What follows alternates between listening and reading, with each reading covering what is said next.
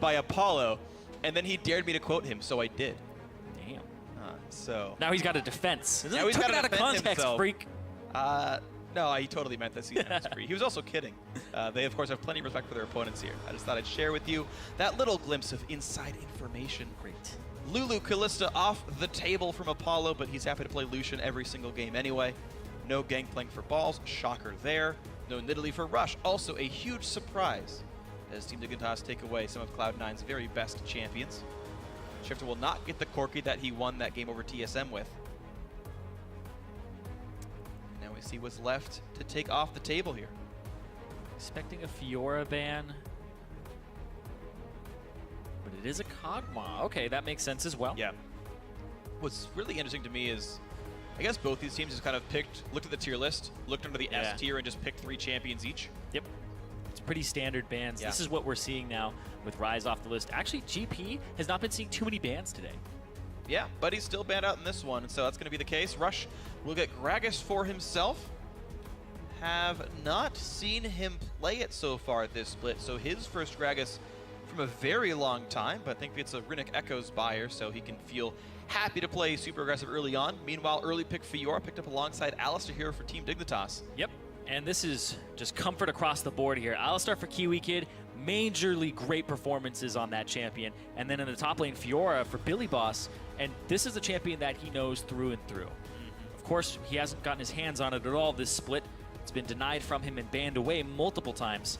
But of course, he was a big-time Renekton player, big-time Fiora player, because he likes to go in and he likes to be aggressive, despite what we've been seeing him play on this squad, which is more tanky roles like Malphite. Yeah, well, pushing him onto something more split push. You will see if that works out well. Balls had a great week last week, but he hadn't had the most successful 2016 so far leading up to it. Yeah.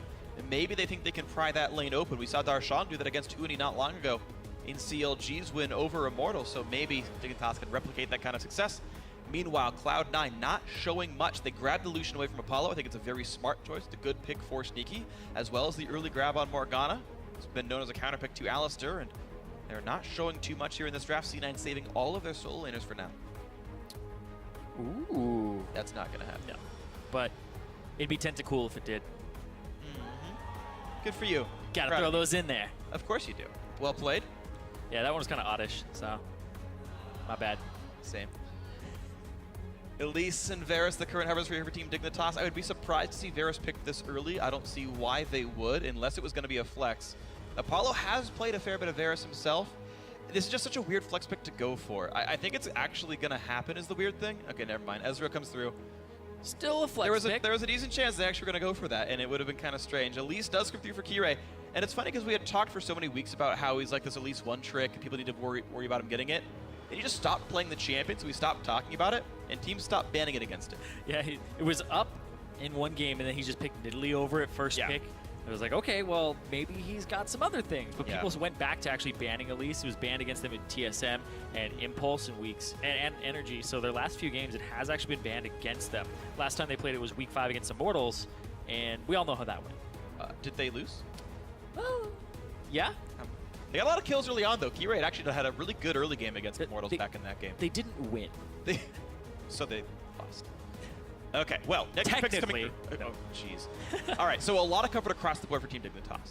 Almost every one of these players getting a champion they're very well known for. Counter picks coming through here for C9. Balls picks up the Pantheon to face Fiora with. That is very interesting. LeBlanc for Jensen is going to be his blind pick here. And C9, very interesting composition. So this actually goes back and forth in terms of dynamic here between what's been drafted.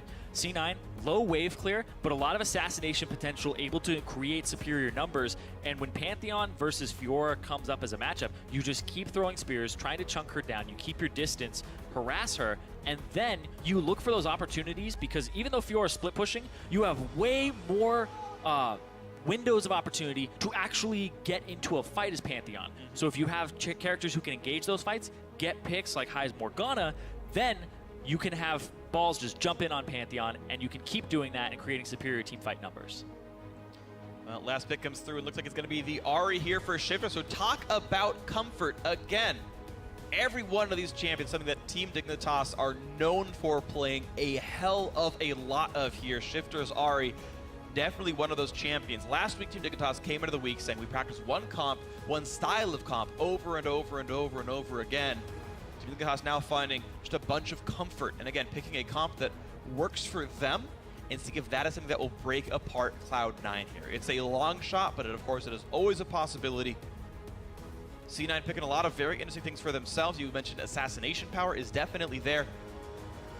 And really, both these comps look fairly split up. A lot of assassins, a lot of pick on both sides. Not so much the emphasis on 5v5s. Yeah, that's the thing, is it's skirmishing. That's the name of the game here, is 2-on-2s, 3-on-3s, like you were saying. It's actually quite strange because C9 is a team that usually goes off of tier lists with their pick and ban. Yeah. And I was expecting a Poppy top into the Fiora and then some type of wave clear mid. So now this composition lacks wave clear outside of a little bit of the Gragas with the Runic Echoes and Barrels, if he goes that route, and then the culling from Lucian. So you're looking for sudden map movements with the LeBlanc and with the Pantheon to catch Dignitas off guard. If they're any bit uncoordinated, you're going to be able to find those fights. And of course, similarly, the Elise and the Ahri can make those same kind of plays. So an exciting game is probably ahead of us here. And you guys at home can let us know who is going to win this one. Hashtag C9 win, hashtag DIG win to @LOL Esports on Twitter. Let us know who it's going to be, because Cloud9 need this win to keep pace with Counter Logic Gaming, and Team Dignitas could really use some wins to climb into playoff position. With Echo Fox losing earlier today, as with Team Impulse, Dignitas could start catching up with Team Liquid as well, and maybe making that happen. Dignitas drafting completely for comfort here. Skirmishy composition, little bit of 4-on-4, 4-on-5 with the split push from Billy Boss, but that's where my eyes are this game, is what are those first two picks going to be able to do for Dignitas? How is Billy Boss going to handle this matchup? Is Dignitas going to lane swap it? Do they know it? And do they get Billy Boss an advantage? And then what does Kiwi Kid do on the opposite side of the map? Team Dignitas. In the hunt for playoffs, they will play Liquid later, a couple weeks from now. So there are ways to get in. Balls. 2-on-2? Ooh, 2-on-2, yep. Dignitas go in for a little bit of damage. Billy Boss getting autoed back and forth. Not too much damage sticks here. Did give them the opportunity, though, to put that ward near the Krug, so they will see what happens if they double jungle at the start, where Kirei's route is. And this is actually a lane swap coming through a little bit late. See if they start a camp, because... Do we lane to the top side? Yeah, here's the guessing game. Will you invade? Yes, no. Yeah, this is where Dig invades, tries to go after that Pantheon Gragas. You have to actually stall it for a second, and then you'll be able to get him. There we go. Spawns now. Rush has started the camp, has not burned his smite. There's the ward over the wall. Does not get killed off by Team Dignitas, and now they fight for the smite last hit. Kiwi Kid going in. Plenty of damage onto Balls. Missing shot misses. The stun onto Rush. Smites it away safely. He is level 2. But now Rush being level 2, yeah, will body him away. Was going to take too much damage from the Team Dignitas duo. And the intelligent play is to steal away 2 parts of that blue buff. Grab to the XP, because you missed a lot of golden XP by leaving the lane. Yep. And then walking up. No answer from C9. They didn't walk into the jungle, and the weak side that Dignitas is actually getting with the Elise and the Fiora. So easy clear here. You saw that he started at the Wolves. You smite them to make sure that nobody's invading, and that's really safe. Yeah. They do leave the Gromp up, though. They expected a later invade to happen. In fact, they were correct. Balls was coming across the map. So really a pretty elegant early game setup here by Team Dignitas as we get farther into this one. Interesting that Pantheon is actually going Thunderlords. Yeah, Thunderlords, we saw Darshan use Storm Raider Surge, and that's actually the oddity. Usually you're seeing Pantheons take the Thunderlords. So if their combo, it's perfect, right? QW auto attack or UWE. I mean, Heartseeker by itself will trigger it. Yeah, 3 hits. Exactly. So you're able to harass with that through the lane too. So that's usually what you see. Okay. Now, Ball's doing the normal thing then on this Pantheon. Sneaky knocks in a cannon minion, going for a piercing light last hit on those, but they separate. And he's just trying to save auto attacks. He misses a catch minion there, but shouldn't be a big problem. This turret will be going down. 3:15 into the game, bot lane outer will fall. Safe stuff for Balls. Very similar situation here for Team Dignitas on the other side. They're slower, but it doesn't really matter. Both teams have prioritized getting the last hits on their respective marksmen down here. You're seeing neither top laner really stealing any. It's quite a big wave. And that's actually going to be Kirei, I believe, triple buffing. Yeah, he got his own blue, he got his own red for sure, and not gonna push out this top wave. Too big. Okay, this is going to be interesting then. What's going to happen on the backside of this sort of lane swap situation? And there's plenty of casters that C9 could freeze if they wanted to play that. Yeah, I think they do that. What you do is you take these, you make sure that you pull them all the way back as far as you can. A lot of caster minions, which is going to cause it to freeze. The only thing is there's a cannon minion wave here, and that's the one that really disrupts the flow because that cannon minion reaches way before the enemy one does. The question is who's going to show up where, because now Balls can hold this as a freeze and TP into the bottom lane, but they need to get people down to that bot lane to hold the Team Dignitas push already coming down. Exactly. You push in that bot lane with Dignitas, you make C9 have to answer appropriately. Because Dignitas now, stalling this minion wave appropriately, making sure that you have all 4 members crash as that's happening. And look at this, you're actually having your dueling back bot. This is the thing, right? This is smart by both teams here. Team Dignitas, the same push TSM had, right? The wave is there, push it with everyone, let's go. C9 realized that, wait, we could just let Balls freeze a wave, match this 2-on-2, and Balls is freezing. They see Rush, they see Rush. Oh, and Rush gets stunned up. Cocoon comes in, the headbutt pulverized exhaust from high to try to keep Kirai's damage down. Rush still taking damage, low on health bars, but Sneaky is in to deal some damage. He'll knock down Kirai for first blood and a red buff, and he's gonna keep going doubles actually on this Lucian. Team Dignitas did not have the people there in time to prevent all of this damage. They lose their jungler. That was a split call. Dignitas, they have their minion wave crash against the turret. It's the perfect opportunity to use your numbers advantage or get a TP from Balls and then just shove this turret down. Possibly use your TP to get up top. But at the worst case scenario, you end up getting at the TP from Balls and get that advantage. But they got too greedy. They thought they could blow up Rush. High answers immediately, blowing his flash and exhaust to save Rush. And that made all the difference there because Rush was able to body slam when they came down. And just really well played there. They collapsed. Dignitas was not ready to actually come around and help. Certainly Apollo wasn't. Kiwi could at least showed up for the stun combo and whatnot. Billy Boss and Kiwi were actually there, but Apollo sat there under the turret doing basically nothing. Yeah, they're here, they have the advantage, they see Rush, they know there's no body slam. Cocoon, everything's out. Yeah, Sneaky's immediately there. Yeah, look at that. High flash exhaust. Already called out there. Body slam on the way down.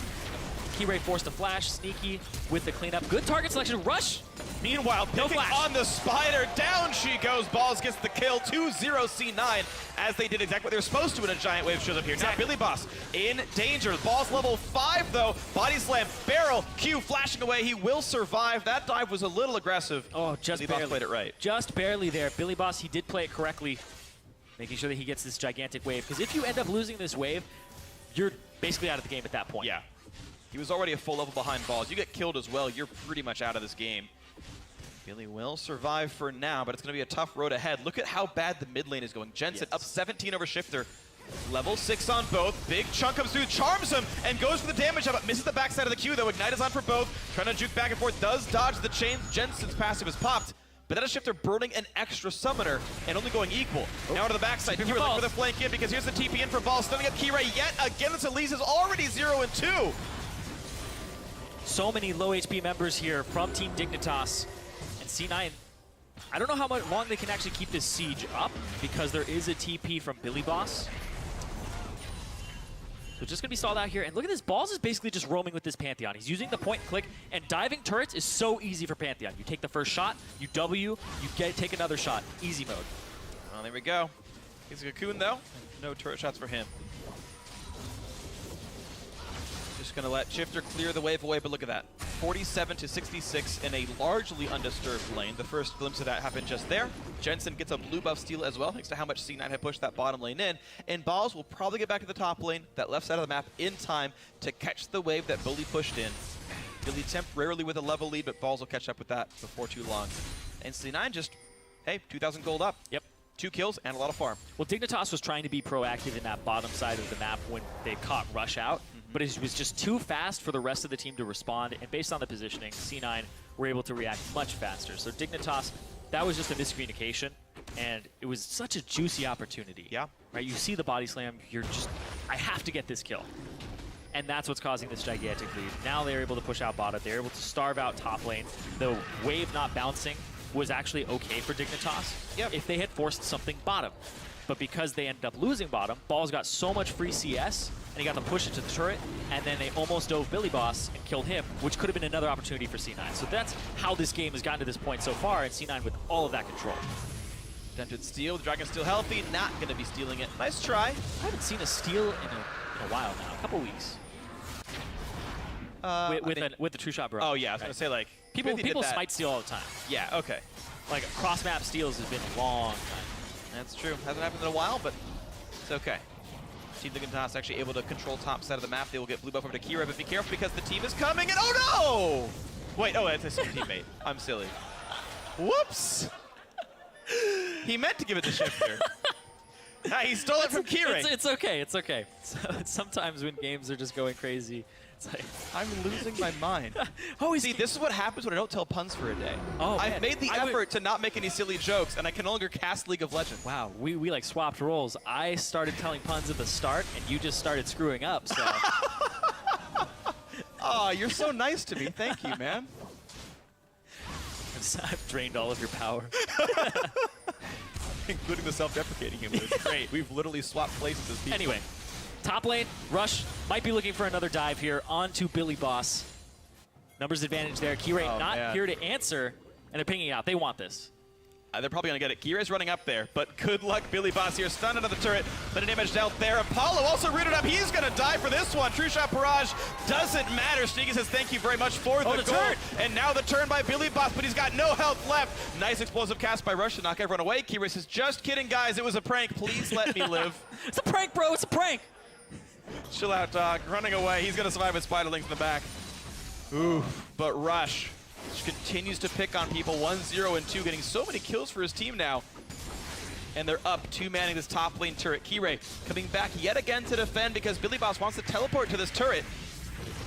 To be fair, Gragas missing the ulti means he can maybe defend this. Takes a spear to the face. They're just starving Balls. This is our starving Billy Boss. This is the matchup that you want to starve as well. It's almost like a Riven where you want to be able to get her further ahead. You want to make the opponent have the worst possible time because it's a snowball champion, and then you just create that gigantic delta in what they're able to do to affect the map. So once Balls has split push advantage over Fiora, Balls is able to just take over the entire game. It spills over easily with a Pantheon in the Grand Skyfall. Shifter minus 29 in the mid lane. This game is falling apart quickly. Flash Nice ulti. flash. And Apollo. Oh, exhaust. Arcane Shift flashed and couldn't get a range of the ulti, which made an easy bind. Shifter rooted under the turret. Jensen auto attack, and he's gonna live. 18 health after regenning for a while. It's probably down sub 10. Ezreal ulti? Calculated. Nope. Get them wolves, get the wolves! Nah, that wouldn't kill him. Raptors maybe, Wolves not a chance. Yeah, you just have to harass him a little bit. No one did. Nope. Back to full health. Yep. Top lane though, Yomu's Ghostblade completed for Balls. Here comes the dive. He gets that extra movement speed too. And Kiwi Kid headbutts out of the drop zone. Level 5 flash stun comes in, pulverizes down, and gets assassinated. The true shot, not even there for it. Grand Skyfall's what I'm going for. Balls takes him out. Help from Rush. Mid lane now under fire. As C9 attempt to play a little bit of the siege game. Rush looks like he's coming in from around the side here. Looking for Shifter. And he's going to find him. Wow, beautiful body slam and explosive cast. Perfectly executed. Sneaky walks away from the turret. At least the team will want to try for that one. C9 6-0. The only objective to give it up all game was a turret due to a lane swap. Yeah, and Dignitas, they're near the bottom of the standings. They need to pick up some of these wins. Of course, their schedule, it's not looking the best for them. Nope. They might end up in that 7th place spot. They need to be able to upset some teams to make playoffs. And Cloud9, though, they're looking like a 2nd place team. But, of course, those top 3 spots right now, yeah, very, very, very close in contention. They're 0-2 to Impulse. Yeah, they just didn't have the vision here to see Rush. And that's really good by Rush, because when you body slam as Gragas, if you didn't prep a barrel Q, because you can barrel while you're using your E, you can only get 1 ability off after that. So you see people body slam, then they Q, and then they try to R. You have to body slam, then immediately R. Yep. Don't get greedy, don't try to get that extra barrel off. Yep. The ult was all he needed. He knew his teammates had the damage to get that kill, and it was really beautifully done here. Rush showing a great level of mastery. Yeah. High kill participation on this Gragas. Went for the Runic Echoes as well. Yeah. Classic build here. Classic. Yeah. Rush is, I think, the one player definitely, I think, is most known for having great mechanical execution.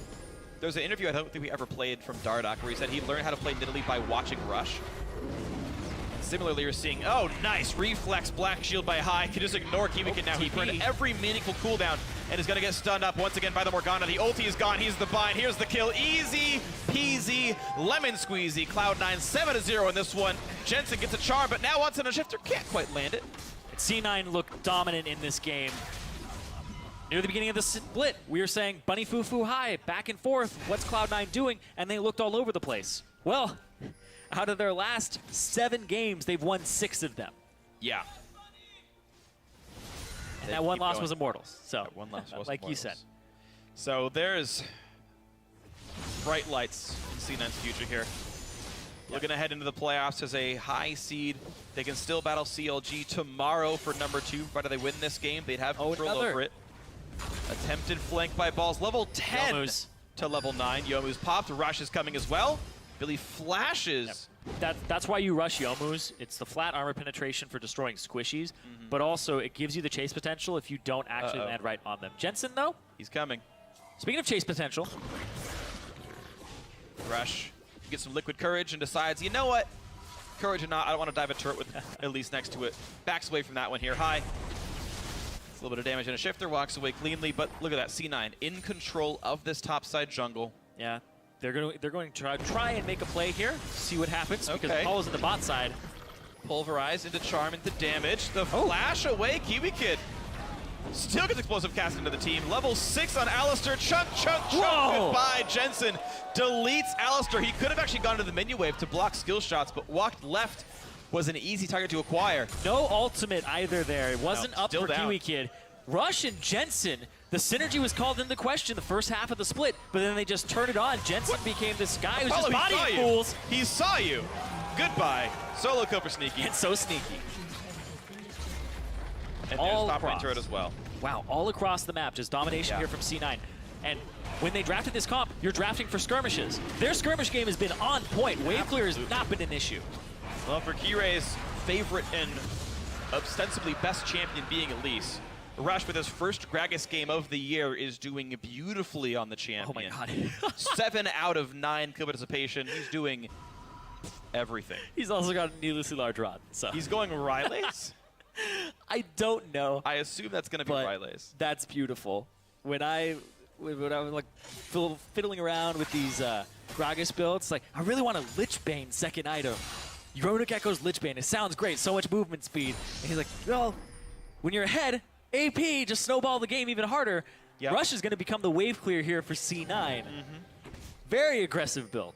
When you're that far ahead, you can do kind of whatever you want. Jensen going for Luden's Echo here himself, so plenty of extra burst damage to go on this LeBlanc. And the blue buff really has no worries at killing minions off. Yep. Boop, down it goes.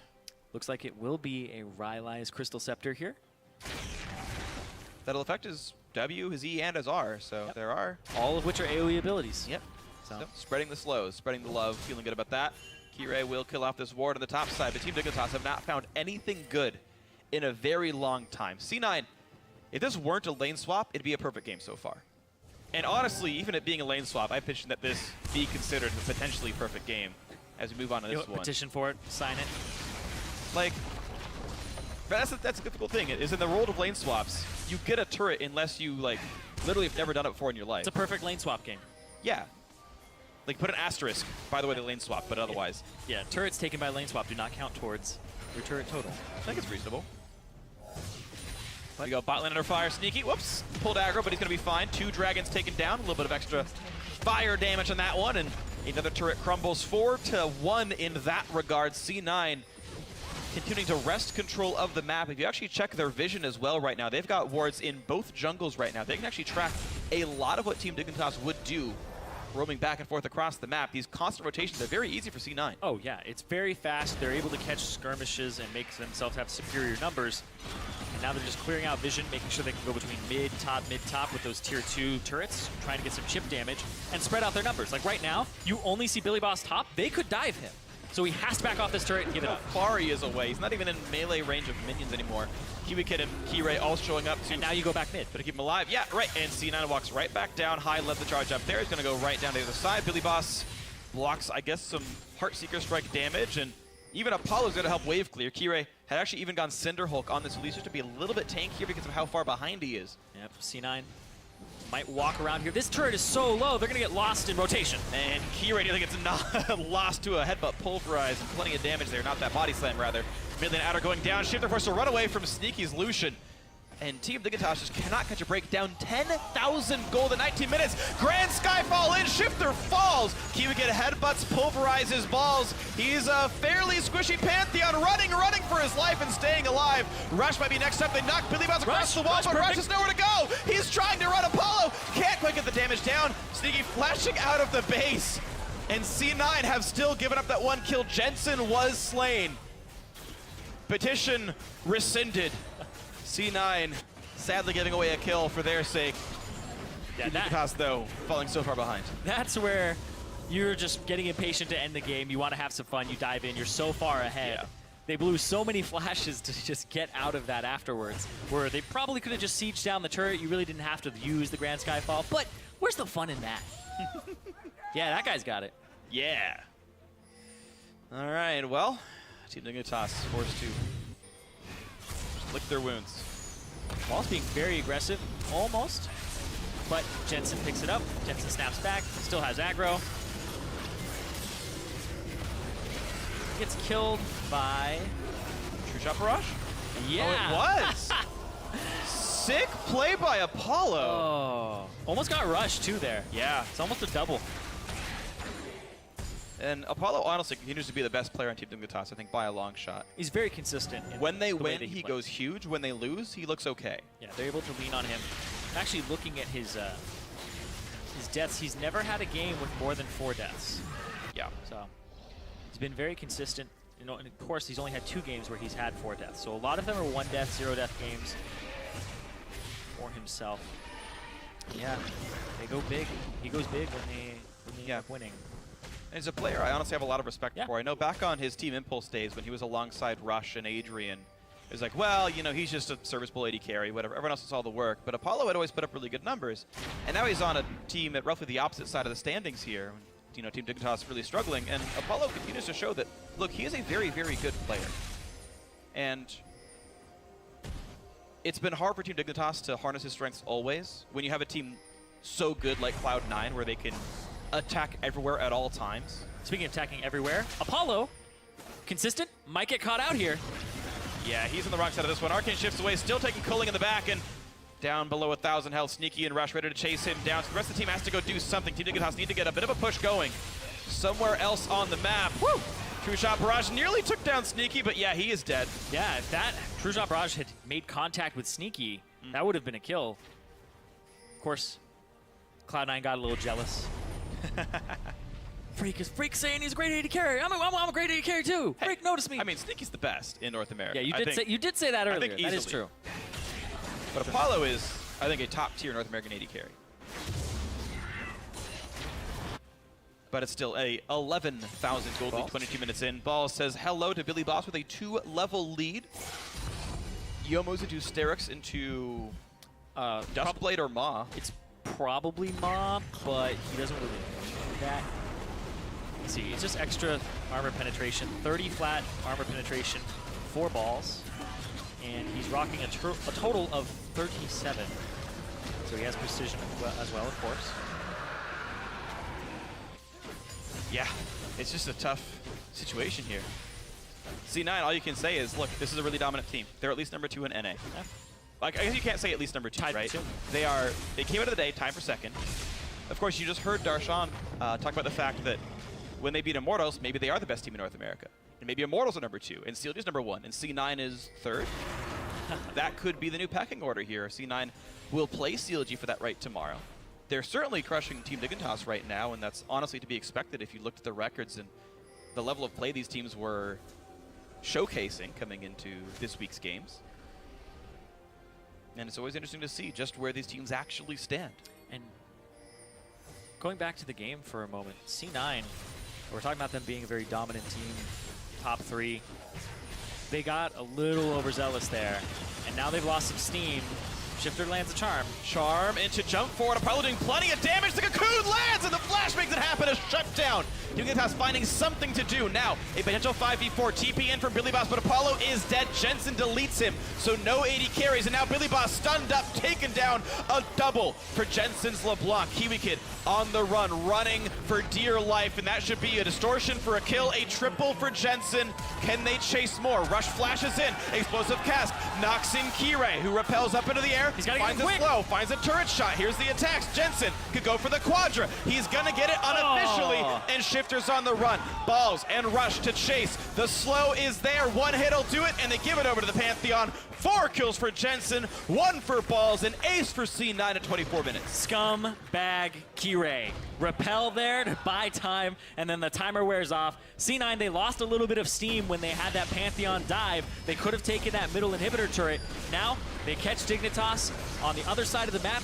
They're able to pick it up. Sneaky, I guess it was a bait the entire time. They get 4 kills on Jensen. They get that clean ace, and they go straight towards the Baron. They're a little low in HP.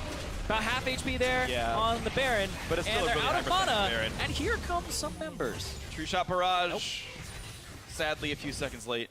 Yeah, I'm not going to be able to check on that one. It went down about 500 health before the smite. Theoretically, it was true shotable, but Apollo did not have quite the perfect timing.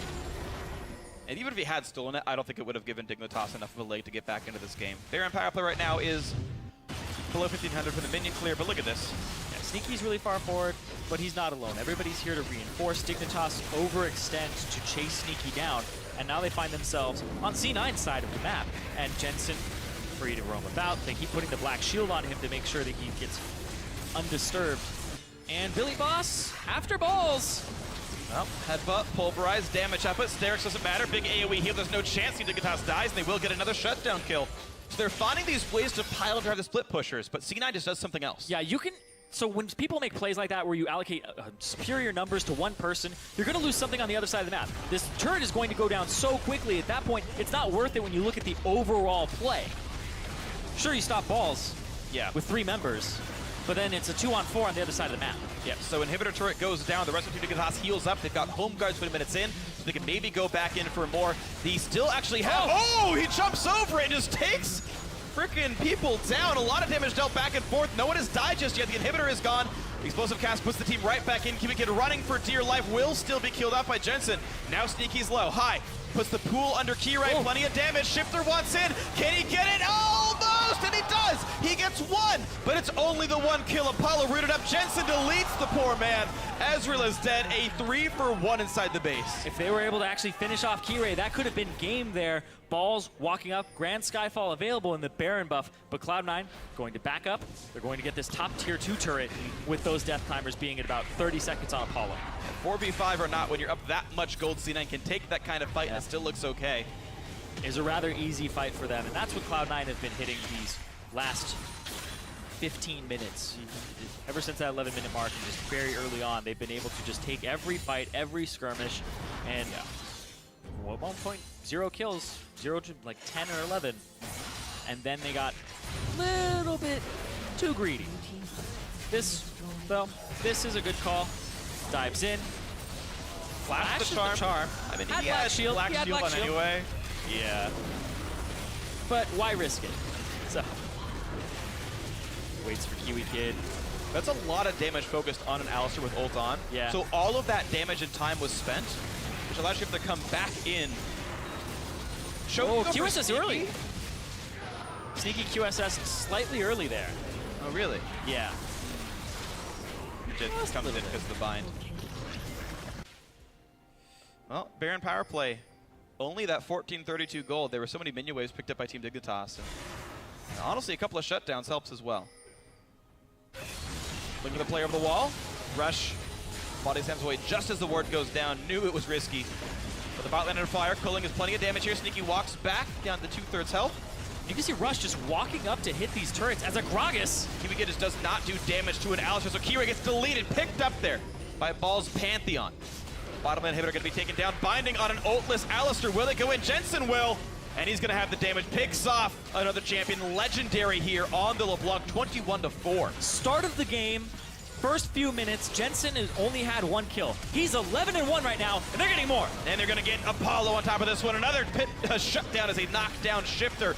Legendary still for Jensen. Root on a Billy Boss. It's stopped out by Riposte, but guess what? He's got friends, he's got teammates, and down goes another player of Team Dignitas. 28-45 on the scoreboard for the time. 24-4 the actual kills, and C9, the very aggressive game, take down Team Dignitas. Very dominant game. And Cloud9, they may have been able to end it a little earlier. They had that dive, but you know what? Do it for the fantasy. Yeah. Fantasy points. Cloud9 owners. Oh, man.